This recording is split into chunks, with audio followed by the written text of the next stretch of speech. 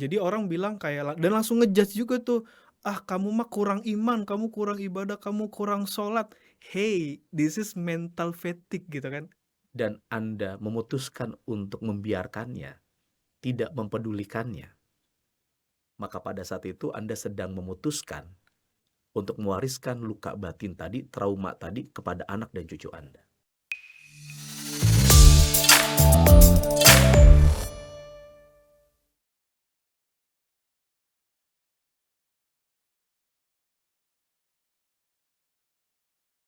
Assalamualaikum warahmatullahi wabarakatuh, Coach Bram. Waalaikumsalam warahmatullahi wabarakatuh. Masya Allah, apa kabar nih? Alhamdulillah. Liburan Semoga jalan-jalan kemana, Bro? di Jakarta aja sih Jakarta jagain. aja. Tapi emang Jakarta paling enak banget kalau lagi pas Lebaran, betul nggak sih? Iya. Sama sih juga di Jakarta aja tuh, pokoknya Berarti bahagia. kita pemain inti, Coach. Pemain inti, itu Iya. dia. Pemain cadangan lagi pada pulang. Lagi pada pulang ya. Iya. Dan pokoknya betul-betul relief stres kalau Iya benar. Lebaran di Jakarta. Jalanan tuh rasanya milik kita gitu kan. Nah, itu dia. Nggak stressful, terus bisa lebih mindful gitu kan. Karena kan kadang juga nggak bisa dipungkiri, Coach, di jalan itu draining energi banget kan, Coach. Wah, capek banget, betul. Hmm. Dan waktu Idul Fitri lihat nggak, langit itu biru di Jakarta. Iya, It's so beautiful, betul kan? betul, Coach. Nggak banyak Polusi ya, polusi. Itu luar emang biasa. luar biasa. Tapi that's our challenges lah in life Iya. kan.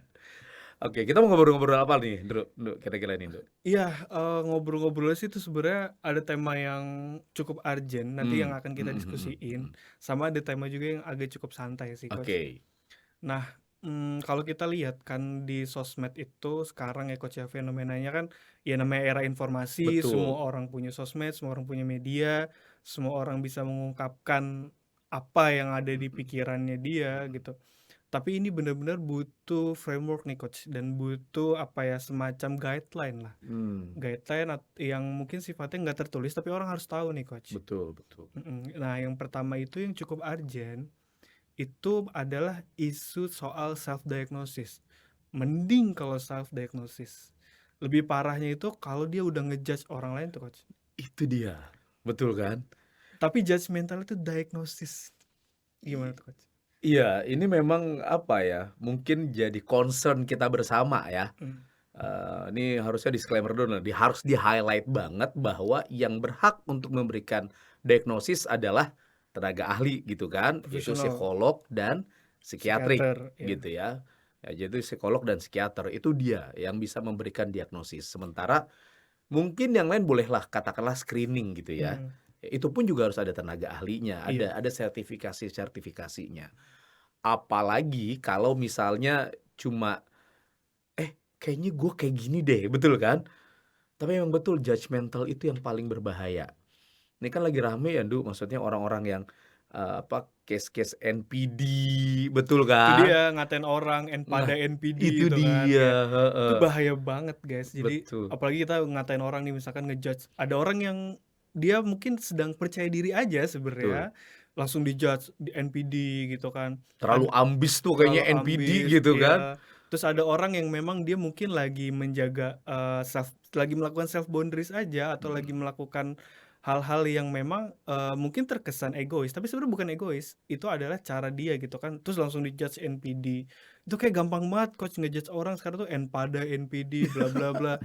Ngejudge pimpinan, Iya, pimpinan gue NPD itu gitu lah, dia. orang tua gue NPD, itu aduh ini harus kita Iya, artinya beresin, menjadi Coach. concern bersama Mhm, bahwa nggak boleh kita langsung self diagnosis gitu ya, karena iya, itu memang hanya orang-orang tenaga ahlinya gitu ya, psikolog, psikiatrik gitu mhm, yang bisa melakukan dan itu pun juga dengan tools, dengan tools dengan alat gitu ya. dan dengan flow yang nggak sebentar juga kan, Coach, sebenarnya Iya, ya. betul, nggak cuma sekali aja gitu Mhm, ya. Nah, artinya buat kita sekarang sih, khususnya apalagi kan kemarin sempet lagi rame tuh yang novel Broken Strings gitu iya, kan, dan hingga itu bagus banget lah. Pertama tentunya ya 2 mata uang lah ya, ada hal yang positif, ada yang negatifnya. Positifnya tentu kita bisa lihat bahwa sekarang orang lebih banyak melek tentang kesehatan mental, mhm, ya. Dan memang sih eranya ya, karena teknologi yang luar biasa seperti hari ini, kalau dalam konteks, istilah gitu ya, bahwa dunia hari ini kan istilahnya adalah istilahnya bunny iya, bunny era gitu ya. perubahan yang serba cepat tadi, teknologi yang sangat, informasi juga yang badai tsunami informasi istilahnya ya, bisa masuk kemana pun dan orang bisa sharing apapun. Even kayak kita udah nggak tahu lagi nih semenjak adanya AI, Mhm. ya apalagi sekarang Grok gitu kan, bikin juga tuh kan. Iya. Dan maksudnya bahwa kita nggak tahu nih informasi ini hoax atau enggak. Ya. Itu udah absurd banget sih, gitu ya. Bani itu kan pertama brittle ya, bahwa lingkungan luar itu udah dampaknya ke manusia loh. Kita nih jadi Mhm. rapuh banget. Mhm. Dan itu nggak cuma di Indonesia, di mana-mana deh. Mmm. Ya, kemudian sistem juga jadi rapuh semuanya. Sistem kehidupan kita kan jadi rapuh banget sekarang, brittle gitu ya. Mhm. Kemudian anxious, menyebabkan kita anxious. Saya masih ingat banget nih beberapa bulan yang lalu gitu ya, di PIM, ini di Jakarta ya, Iya. Pondok Indah Mall, itu orang ngantri beli emas batangan, itu udah kayak orang mau ngantri maca gitu, yang lagi viral. Rame banget. Itu ngantri BLT ya? Iya, ngantri BLT. Panjang banget Iya. tuh. Mhm. Tapi faktanya hari ini, emas jatuh dong harganya. Iya. Artinya ini bikin orang jadi anxious, jadi cemas gitu Iya. ya. Ya let's say sekarang kan lagi perang Iran kayak gitu kan ya.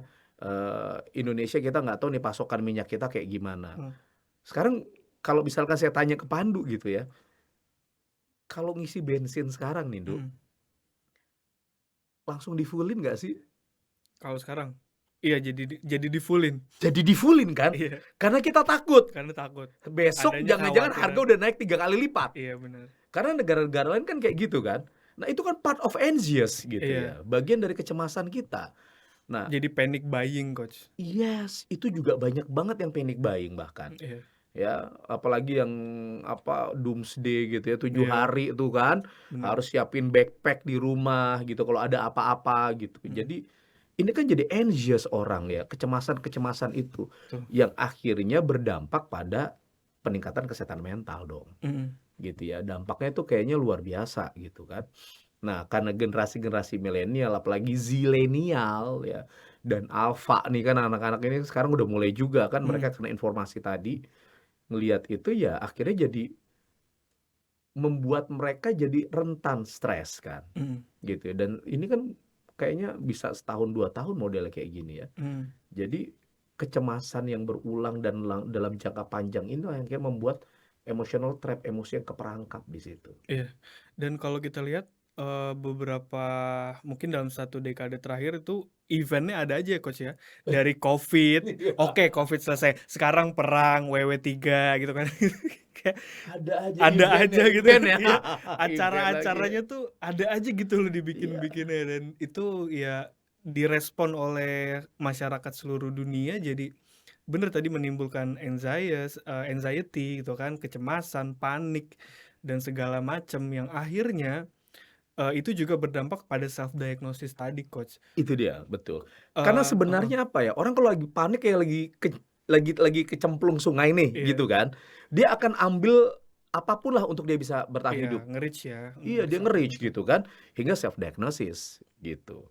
Kenapa? Iya. Karena itu yang ada di dalam dirinya dia dan banyak ya ini makanya kita harus banyak sering ngobrol-ngobrol kayak gini juga di sosial media gitu ya. Mhm. Tentang mana batasan-batasan tertentu yang boleh dan tidak dilakukan. Iya, betul. Gitu. Karena kan banyak juga postingan, ciri-cirinya NPD itu kayak gini, Mhm. ciri-ciri orang toksik kayak gini, ciri-ciri sosiopat kayak begini, Mhm. ciri-cirinya, ya PTSD, PTSD, bipolar, bipolar iya. gitu kan. Untuk pengetahuan oke, tapi tadi akhirnya jadi judgmental itu yang ngeri sih. Iya, dan itu kan sebenarnya kalau konten-konten kesehatan mental gitu, itu yang ditampilin hanya kalau di iceberg itu cuma di permukaannya doang. Permukaannya doang, betul. Ciri-ciri atau simptom-simptom yang udah kelihatan, tapi deep down inside itulah, itu part yang kita nggak True. tahu kan, Coach. Dan itu Iya, yang tadi harus didiagnosis sama profesional, dan kita nggak bisa langsung judge, nggak hanya cuma karena ngeliat satu ciri gitu, apalagi satu ciri, dari ciri-cirinya nggak bisa begitu, emang true. harus didiagnosis dengan profesional dulu. Dan psikolog atau psikiater itu juga ketika mendiagnosis seseorang, itu prosesnya juga sangat tidak instan. Malah kalau yang saya tahu itu untuk mendiagnosis itu ada kitabnya itu namanya buku DSM-5. yang Hmm. tebelnya segini, yang dia tuh jadi rujukan bagaimana perilaku seseorang pada akhirnya untuk menimbulkan outputnya adalah diagnosis tadi gitu. Jadi juga nggak bisa gitu. Itu kayak kesadaran itu coach yang harus kita bangun. Iya. Nah ini menarik nih. Ada satu case saya pernah juga handle. Jadi si istri ini di-judgmental oleh suaminya bahwa dia NPD Hmm. gitu ya. Wah, dan ya memang kan yang seperti itu kan selalu, oh ini kamu NPD, NPD, NPD, NPD itu jadi, dan itu kan nggak cuma sekali dua kali Iya. kan gitu ya, yang membuat dia akhirnya justru malah depression Mm-mm. gitu ya. Betul nggak dia di NPD segala macam ya, Iya. membuat dia khawatir, takut dan lain sebagainya. Biasa kan kayak gitu ya. Proses manipulatifnya kan modelnya kan kayak gitu ya. Iya. Akhirnya saya bilang ya udah gini aja, kamu tinggal pergi ke psikolog gitu ya, terus tes deh, dites dong sama dia Mm. dan hasilnya dia nggak NPD Iya. gitu. Jadi tapi kan memang ini menjadi apa ya, eee, senjata bagi orang-orang untuk memanipulasi orang lain. Mm-mm. Ya, ini yang juga harus kita aware juga, sadar. Satu sisi bagus, lebih aware tentang kesehatan mental, tapi satu sisi lagi adalah menghakimi orang lain tadi itu, ya, Mm. men-judgement orang gitu ya. Itu yang menjadi persoalan baru sebenarnya. Mm. Iya.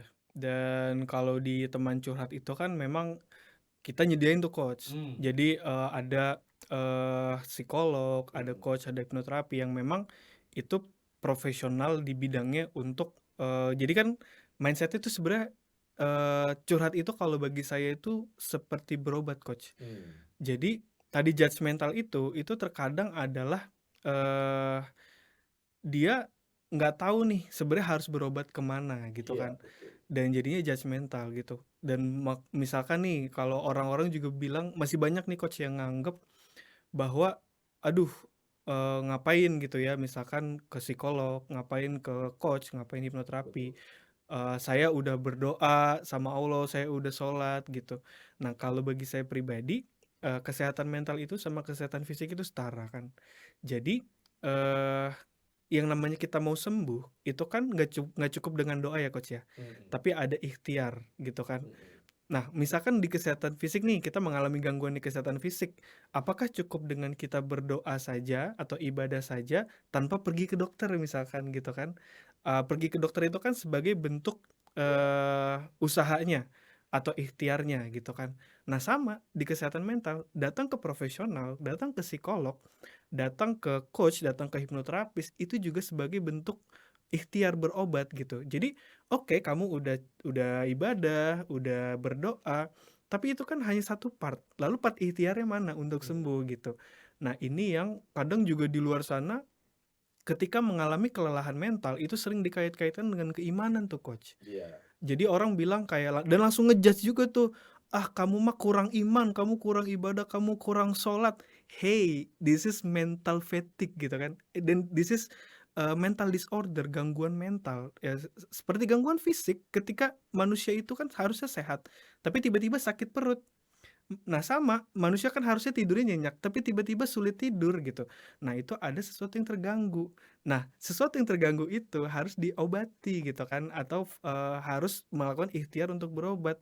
Nggak cukup kita dengan berdoa gitu kan, Coach. Tuhan juga akan jawab, ya kamu berdoa tapi kamu nggak usaha. Ini tuh gimana tuh Coach dengan fenomena itu? Iya, ini, mungkin lebih tepat begini ya, Hmm. kalau misalkan bukan berarti berdoa itu tidak penting, Iya, tapi lagi-lagi kita bicara tentang kualitas keimanan, iya. gitu kan, Hmm. kualitas keimanan. Ada nggak orang yang misalkan tanpa harus pergi ke psikolog, Hmm. psikiater, hipnoterapis, kepada coach gitu ya, Hmm. konselor, dan dia bisa sehat mental? Hmm. Bisa, Bisa. bisa, ya. Metodenya kan banyak ya. Iya. Tapi lagi-lagi, kembali lagi pada kualitas keimanan kita, kedekatan Hmm. kita pada Allah, gitu Hmm. ya. Makanya kalau Pak Ari kan gitu ya, Profesor Dokter Ari Ginanjar kan menyebutkan bahwa, "Bram, itulah kenapa iman kepada takdir baik dan buruknya Allah Itu itu dia. rukun iman yang Nah, keenam." yang paling susah ya coach. Iya.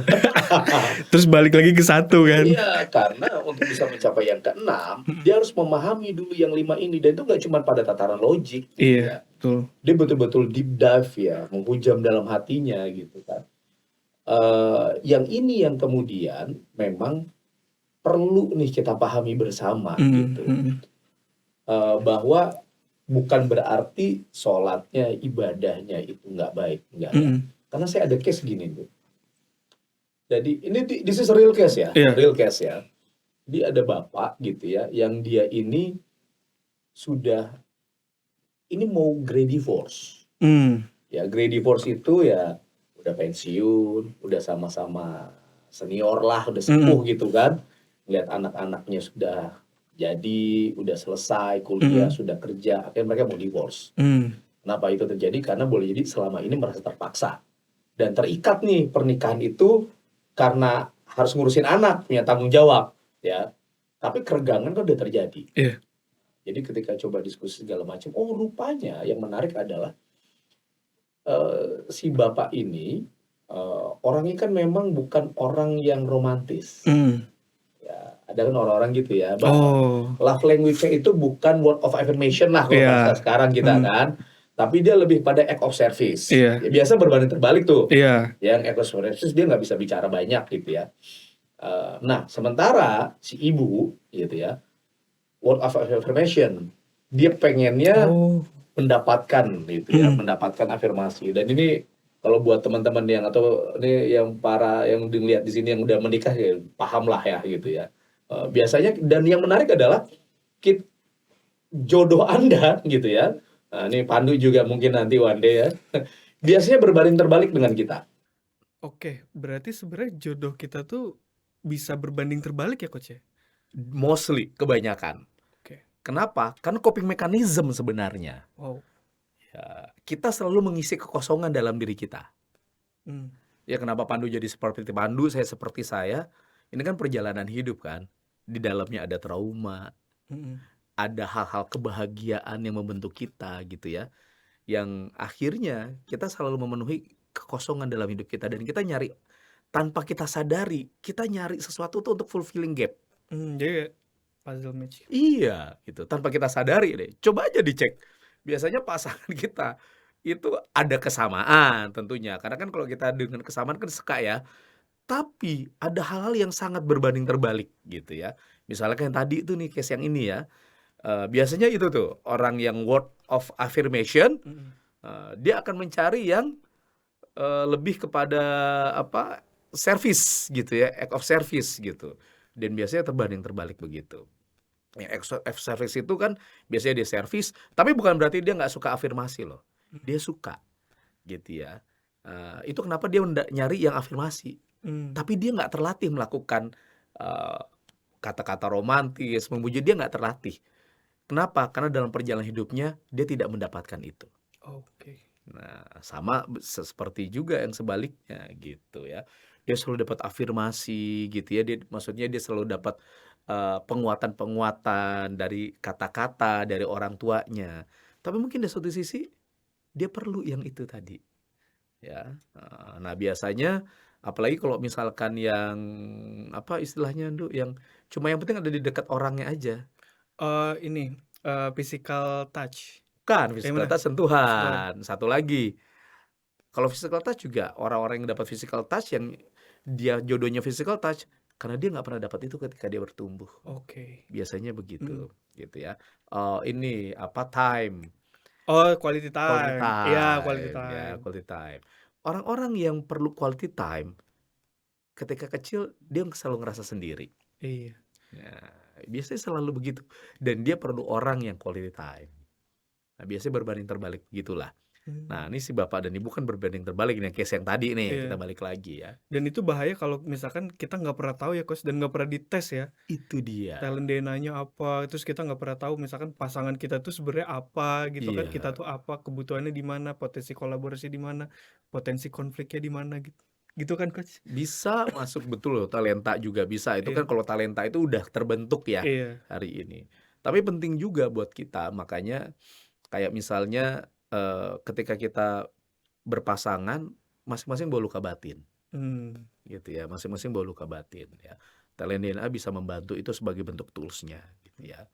Atau masuk juga nih ke teman curhat, konseling dulu. Itu bagus banget juga. ya kan? Ngecek tadi tuh five love language itu juga ya Bisa tadi? 5 love language Mmm, atau ya kalau di hipnoterapi kan masing-masing punya luka, dirilis iya, dulu iya bener. gitu. Supaya apa? Proses perjalanannya lebih baik, lebih cepat aja Dan untuk proses pengenalan. hipnoterapi itu ibarat kita selesai dulu, lukanya kering dulu gitu kan, sebelum nanti memulai perjalanan yang baru gitu ya, Ya, Coach? adaptasinya lebih mudah Mmm, gitu nanti ya. Nah, ini dan kita balik lagi nih ke case yang tadi ya. mmm, Nah, si ibu ini adalah word affirmation, mmm, bapaknya act of service. Kan biasa laki-laki gitu juga kan. Ya, lagi-lagi nih konstruksi sosial di Indonesia, iya, ya kan patrilineal kita kan. Dan laki-laki itu harus yang pokoknya jadi ya melakukan maskulin. sesuatu maskulin gitu ya, nggak boleh cengeng segala macam. Iya, Akhirnya membentuk banyak laki-laki itu adalah tadi act of service mhm, gitu. Nah, kembali lagi ke case yang tadi, bahwa yang menarik adalah si ibu ini tuh pengen dapet apa ya, word affirmation dari si bapak ini. Dan ini terjadi mungkin sekitar case-nya itu sekitar 20 tahunan yang lalu lah, gitu ya. Nah, si ibu ini untuk mancing bapaknya tadi, ya lagi-lagi karena ketidakpahaman gitu ya. Dia mancingnya dengan apa? Dia cerita mantan-mantannya dulu. wow, Supaya si bapak cemburu. sensitif sekali. Gitu ya. Oke, Tapi si bapak ini kan lagi-lagi orang act of service itu kan orang yang mendem, iya, bener. ya kan? Dia memendam, dia nggak suka Cenderung dia tidak bisa mengekspresikan apa yang dirasa, jadi ya udah pendem aja dia gitu. memang tidak terlatih untuk mengekspresikan. Laki-laki tidak bercerita. Gitu ya, tidak terlatih dia Iya, ya. mhm. Dan atau boleh jadi ketika bertumbuh tidak diberikan ruang ekspresi itu. Oh iya, Ya oh itu iya ya, dia. oh iya ya, bener juga ya. Ya itu yang terjadi makanya luka kan itu sebenarnya di situ ya. Dan ketika itu yang terjadi apa? Bapaknya mendem. Nah, selama 20 tahun ada luka yang membuat menjadi makin renggang. Nah, yang menarik adalah karena si bapak ini salah satunya untuk melepaskan emosi negatif itu adalah dengan tadi beliau ini jadi rajin sekali ibadahnya, ya, Mmm, tapi jarang pulang ke rumah akhirnya, oke. gitu. Nah, pertanyaan saya sederhana ke bapak itu, "Pak, jadi ketika bapak nih di masjid gitu ya, beribadah, niatnya apa?" Dan disitulah kemudian pecah dia, tangis ya, dan istighfar. Jangan-jangan niatnya beribadah itu bukan karena Allah, tapi sebagai pelampiasan emosi negatifnya. Tapi ini lebih baik Iya, daripada orang yang melakukan yang pelepasannya, yang coping mekanismenya oh, mabok gitu, mabok segala macam itu lebih dugem berat. gitu, Iya, betul kan? Yang kayak begini aja gitu ya. masih bisa, Iya, akhirnya makin renggang. Ya, mhm, mungkin wallahu a'lam bishawab lah ya. iya, Boleh jadi akhirnya kemudian menjadi lebih baik ya karena upaya-upaya yang dia lakukan ya kan, yang mhm, namanya jalannya Allah kan kita nggak tahu ya. iya, Gitu ya, dia perlu proses dan akhirnya kemudian oh sama-sama saling memahami gitu ya. Si ibunya juga tahu kesalahannya akhirnya gitu kan.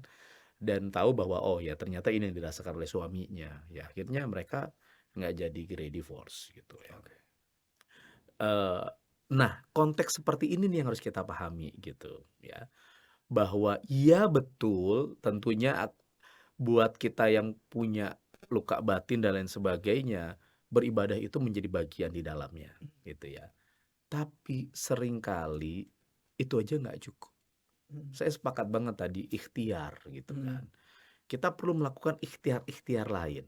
Karena lagi-lagi kedalaman keimanan kita kan berbeda gitu dengan Rasulullah tuh beda banget. iya, iya, Ya, bayang nggak kalau, ya Pandu nih lo jadi orang gitu yang sayang banget sama paman gitu ya, lu punya paman yang udah lo anggap tuh kayak bapak sendiri gitu kan, yang pokoknya kalau lagi sakit, lo lagi susah, pokoknya dilindungin banget sama dia. mhm, Tiba-tiba ada orang membunuh paman lo nih, iya kena mental banget lah Coach, kena mental banget, kalau kata anak sekarang pasti kena mental, dan lu mau nggak maafin orang itu?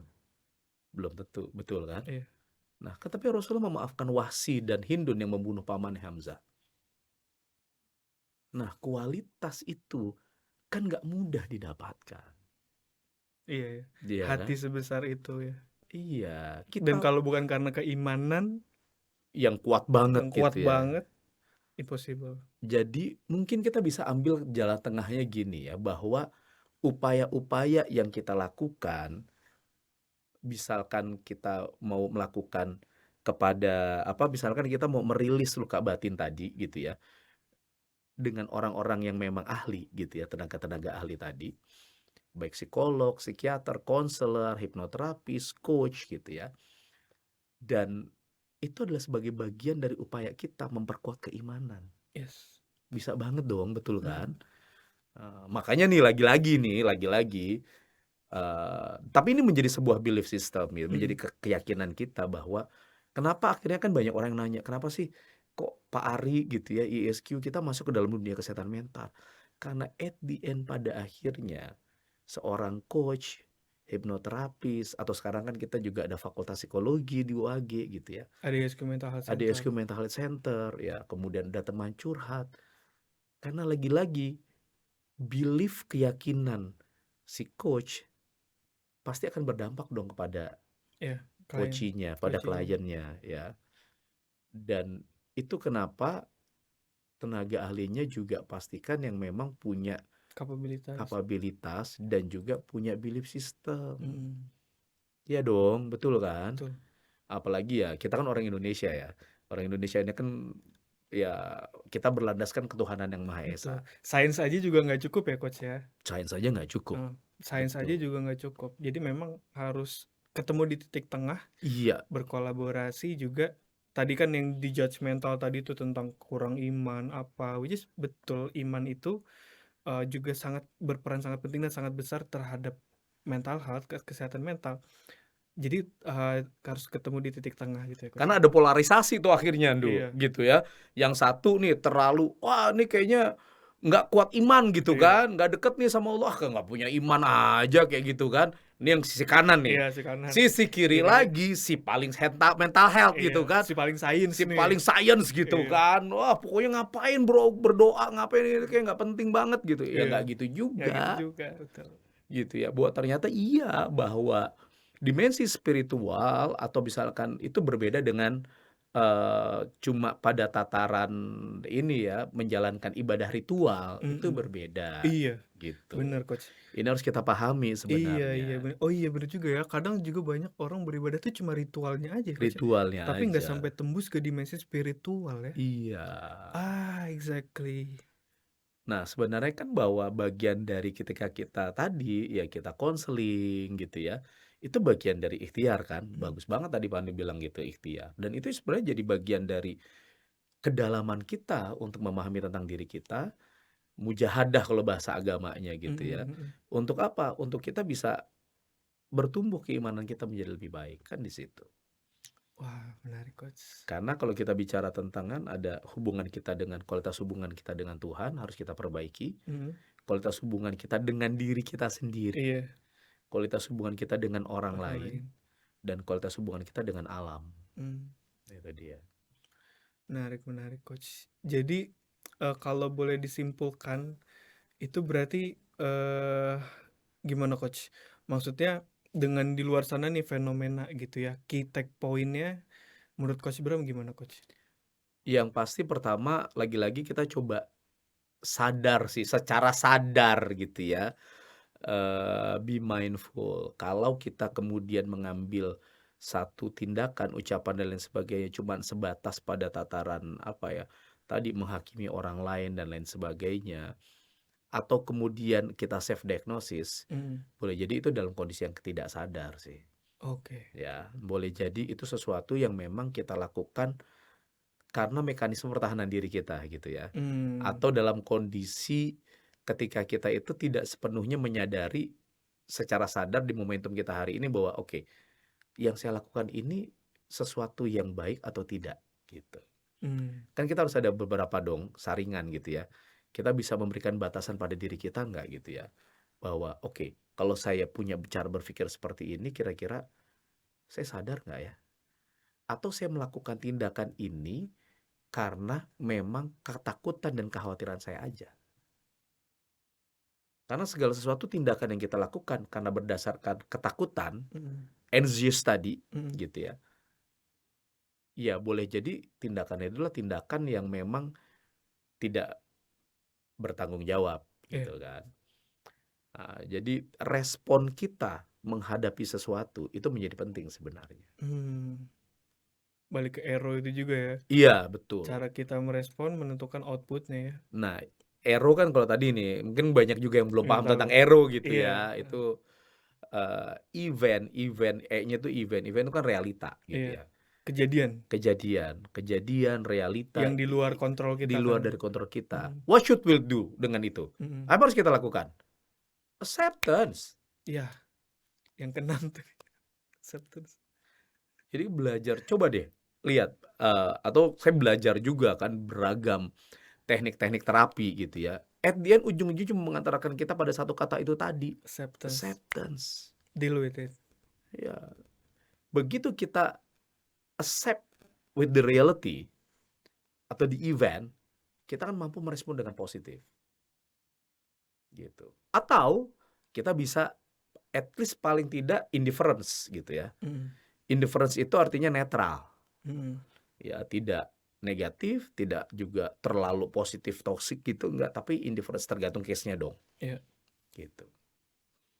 Kita bisa netral. Contoh misalnya, kalau realitanya nih, kan banyak banget yang sering nanya nih ya, Ndu, bahwa coach kalau misalkan yang toxic itu orang tua gimana? Kita harus sadari bahwa orang tua kita menjadi seperti itu karena lukanya dia. Dia nggak mau juga loh seperti itu. Betul kan? Dan dia melakukan juga unconsciously sebenarnya. Iya. Karena didorong oleh program di masa lalunya kan. Dan kita harus sadari bahwa orang tua kita sudah melakukan yang terbaik untuk mendidik kita dengan segala keterbatasan. Dengan versinya dia. Dengan versinya dia. Which is sebenarnya same thing nih kalau teman-teman nanti udah jadi orang tua gitu ya. Atau di sini yang udah jadi orang tua, kita pun melakukan hal yang sama kepada anak-anak kita. Gitu. Makanya saya sering, ini kan intergenerational trauma. Iya. Ya. Dan bisa turun gitu ya. Betul. Itu pun yang menarik, ada satu research ya, genotype itu pun juga akan ada. Jadi kita mewariskan genetika itu. Ya, jadi nggak cuma yang di lingkungan, dari tindakan yang mereka absorb, mereka lihat dari kita, anak-anak kita, enggak. Tapi secara genetis itu bisa kalau kita memang punya trauma luka batin. Tapi yang menarik adalah sifatnya ini bukan permanen genetik. Artinya dia bisa rilis, bisa disembuhkan. Nah, makanya kalau saya selalu bilang ya, Ndu, ini buat teman-teman juga gitu ya. Kalau teman-teman menyadari hari ini bahwa ada luka batin yang pernah terjadi di masa lalu dalam hidup Anda, dan Anda memutuskan untuk membiarkannya, tidak mempedulikannya, maka pada saat itu Anda sedang memutuskan untuk mewariskan luka batin tadi, trauma tadi kepada anak dan cucu Anda. Karena tanpa kita sadari, itu akan terus seperti itu. So, jadi yakin dan percaya, pilih dan putuskan bahwa trauma itu putus di Anda. Selesai di situ. Tidak untuk diwariskan ke generasi berikutnya. Oke. Menarik ya, Coach.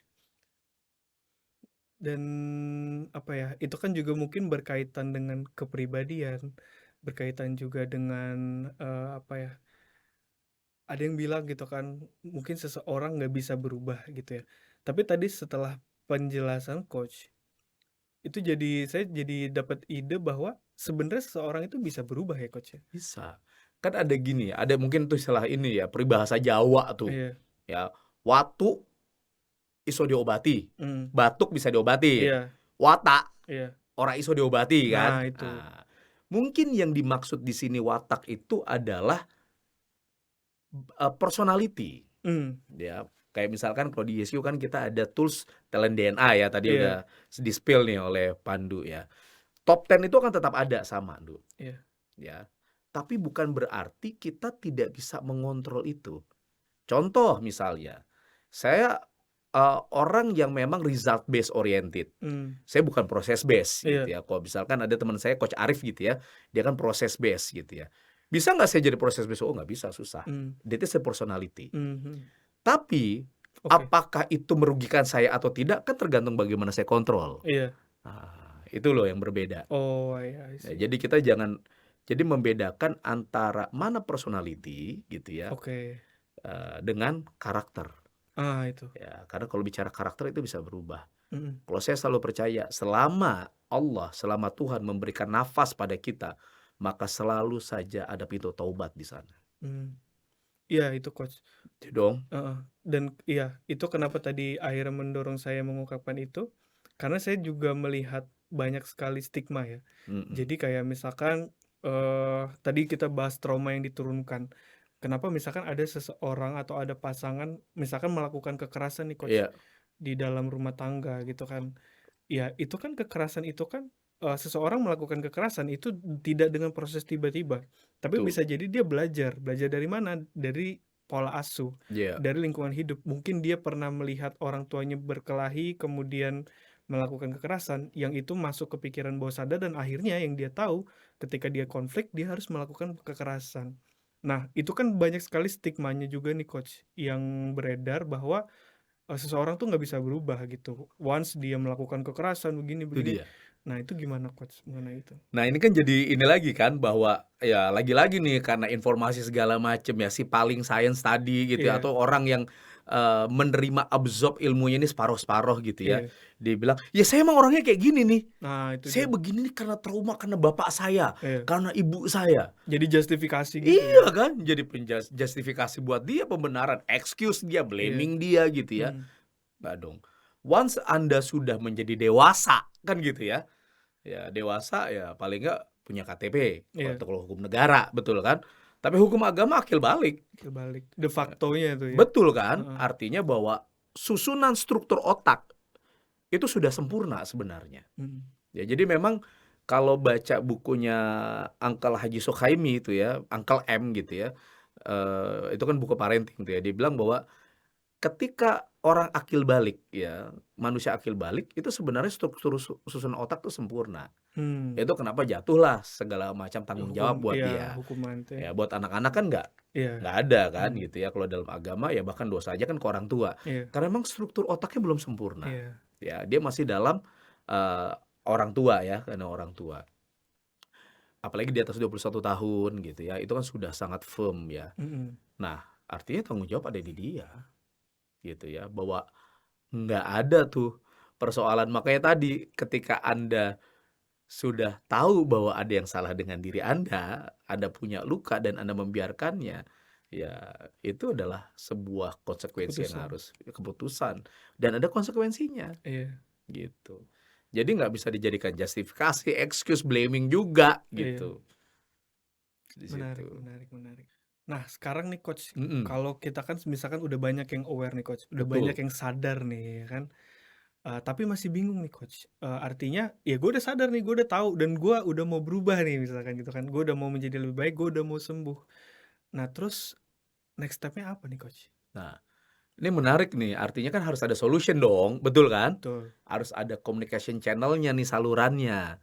Kayaknya agak-agak nggak baik-baik ya, tapi kalau gue screening sendiri kayaknya nggak baik gitu ya. Mhm, Terus gimana caranya? Atau, mungkin gue tahu sih kalau gue tuh ada sesuatu yang tapi gue tuh nggak enak, gue mau ngomong kemana kan gitu ya. mhm, Nah, ini kenapa akhirnya saya jadi paham sih itu ya, kenapa dalam konteks hari ini gitu ya, Pak Ari kemudian juga memberikan solusinya itu ya teman curhat misalnya, betul kan? mhm. Dan itu kan mulai dari orang yang cuman mau didengerin doang, iya Iya, nggak sih? iya, ada good listener. Good listener Yang gitu ya. konsepnya tuh sebenarnya konselor sebaya, ya emang dia buat dengerin aja dan buat, apa ya, semacam, ini, jadi manusia itu kan punya tangki emosi Coach. Jadi untuk menyelesaikan emosi-emosi negatif Iya, untuk buang lah, betul. buang gitu, rilis. Karena kalau enggak ya, saya biasa kalau di kelas tuh biasa ibaratkan seperti balon Mmm.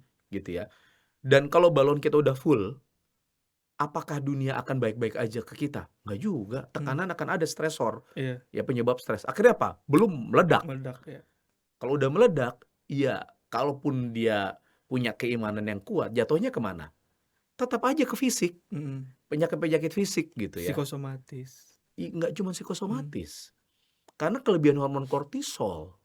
Hormon stres yang bertahun-tahun Mhm. akhirnya kan bisa ngerubah struktur organ.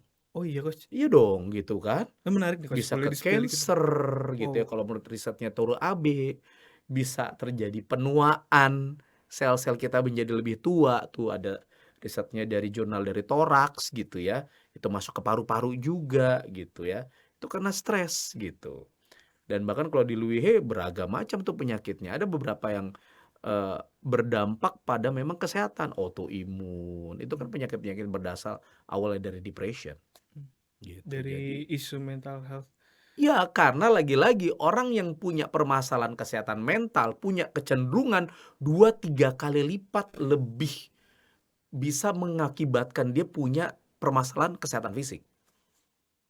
Oh, Kita kan manusia memang integrated well-being kan ya, iya, body, mind, emotion, and soul tuh so nggak terpisah, ya, gitu. Jadi, nah, artinya bahwa kita harus rilis tuh emosinya, ya harus rilis emosinya. Nggak cuman dari sisi nanti jadi apa ya, apalagi kalau dalam risetnya kan laki-laki itu kan lebih rentan ini ya, apa, perempuan lebih rentan stres, iya, tapi laki-laki lebih banyak yang bunuh diri. iya. Ya, lebih banyak juga pasien rumah sakit jiwa, gitu ya. Tapi kalaupun dia nggak sampai gila atau nggak bunuh diri, yang kemakan apa? Fisik. Fisik, gitu. Oh, menarik nih, Coach, ya. Ini sebenarnya kalau mau dipanjangin Mmm, diskusinya ini panjang kayaknya akan banget ada ya. lagi baru lagi gitu Iya ya, ya. heeh.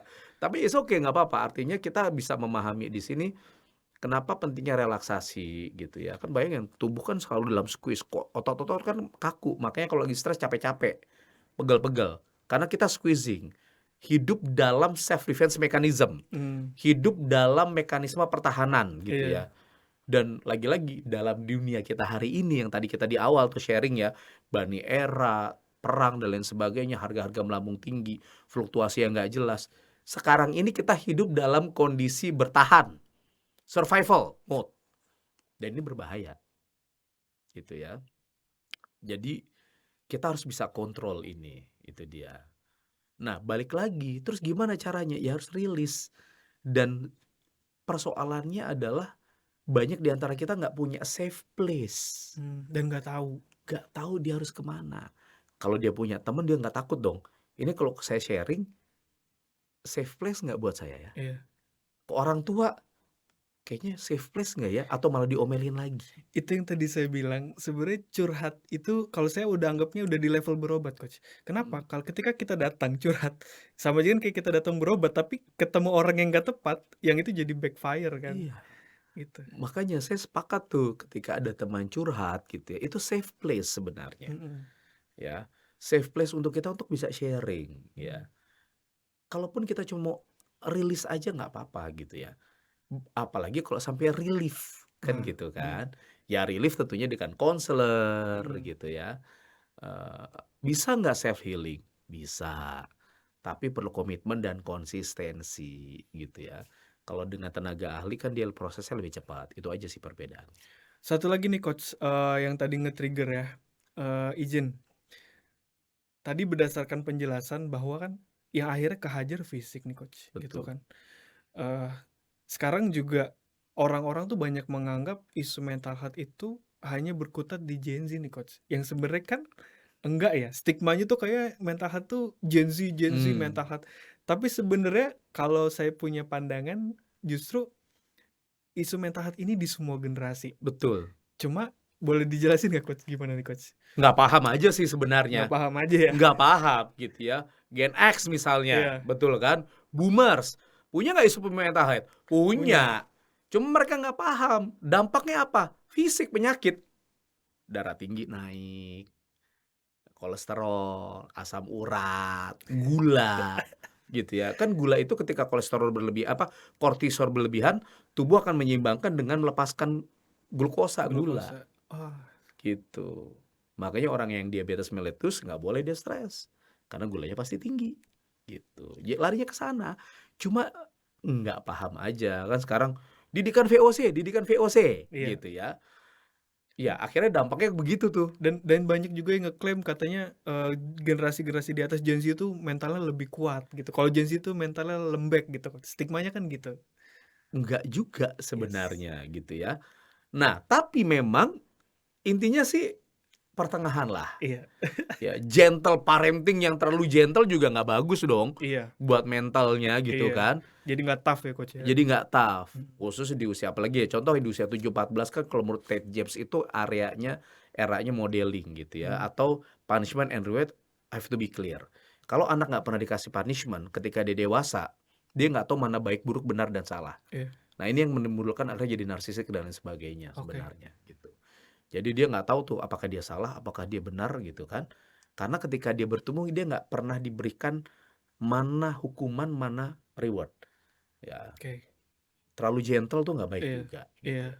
Tetap lagi-lagi harus seimbang lah gitu ya. Harus in tune Tapi ya. terlalu VOC banget juga nggak Nggak juga juga. gitu ya. Iya.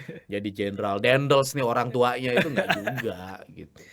Menarik. Ya, jadi ya kita harus inilah ya, harus betul-betul bisa menyikapi dengan lebih baik gitu ya. Dan adil ya coach. Dan adil, yang baby boomers, yang Gen X mulai harus realize. Tapi memang kalau based on research-nya, kenapa milenial dan Gen Z itu lebih rentan stres? Karena teman-teman nih kayak Pandu menjalani hidup hari ini ketika menjadi dewasa, ya. Iya. Lepas kuliah, ya kan nggak mau kan harus berdiri di kaki sendiri, betul Iya, kan? quarter life crisis. Quarter life crisis gitu ya. Iya. Ketika teman-teman membangun kehidupan pribadi sebagai manusia dewasa, dunia lagi nggak baik-baik aja. Yes. Agree. Itu yang membuat millennial and Gen Z lebih rentan stres. Nah, jadi buat teman-teman yang atau bapak-bapak dan ibu-ibu yang boomers atau yang Gen X, kalau Anda hidup di dalam dunianya millennial dan Gen Z, Anda sama juga. Yes. Itu aja kok bedanya. Tapi kalau menurut saya Gen Z lebih beruntung coach dan milenial. Kenapa? Karena ini era informasi. Jadi tadi bisa lebih sadar dan lebih mungkin Depends, ya. tergantung. Gen Z saya lihat mereka open terhadap mental health tapi nggak berani deal with that. Oh iya betul. Kalau itu setuju. Gitu loh. Iya. Mereka tahu nih. Akhirnya makanya tadi tuh diskusi kita. Iya. Akhirnya mau yang judgmental segala Iya, macem gitu loh. Tapi mereka nggak berani deal with that. Iya. So artinya apapun generasinya lah. Ya, so deal with that gitu ya. Don't worry. Saya selalu bilang begini ya. Mungkin last ya, bahwa we are not broken. Ya, teman-teman kita tuh nggak broken, kita tuh nggak rusak. We just growth. Ya. That's what, itulah artinya kita menjadi seorang human being, manusia. Apa yang pernah terjadi di masa lalu Anda, sedalam apapun luka Anda, itu tidak membuat Anda rusak. Itu justru membuat Anda menjadi lebih baik. Selama kita menyadari dan mau untuk keluar dari luka itu. Dan mungkin saya boleh ambil satu quotes-nya ya, dari Rumi. Rumi bilang apa? Wounds, luka, is a place when the light enter you. Luka adalah tempat di mana cahaya masuk ke dalam diri Anda. Oh, menarik. Iya ya, tanpa luka cahaya nggak bisa masuk ya. Menarik teman-teman. Wah ini diskusi yang sangat powerful ya teman-teman. Nggak cuma insightful tapi powerful. Dan rasanya kayaknya kita udah cukup ya coach. Sudah di penghujung. Mungkin last nih coach dari Coach Bram. Apa nih coach yang bisa mungkin disampaikan ke ke hadirin pemirsa yang nonton podcast kita. Terima kasih sudah sampai di akhir. Last coach. Iya, last adalah yang pertama, sadari aja sih. Jalani hidup dengan penuh kesadaran gitu ya. Bahwa ketika kita melakukan sesuatu, bertindak, bersikap, apakah tindakan kita, ucapan kita, kata-kata kita itu berdampak positif buat diri kita dan orang lain, lingkungan sekitar kita atau enggak.